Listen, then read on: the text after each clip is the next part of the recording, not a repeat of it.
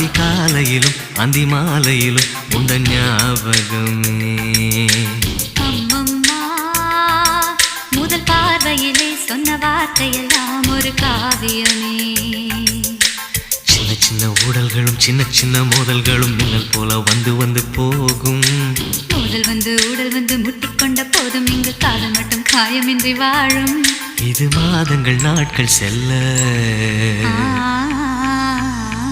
நிறம் மாறிடும் பூக்கள் அல்ல.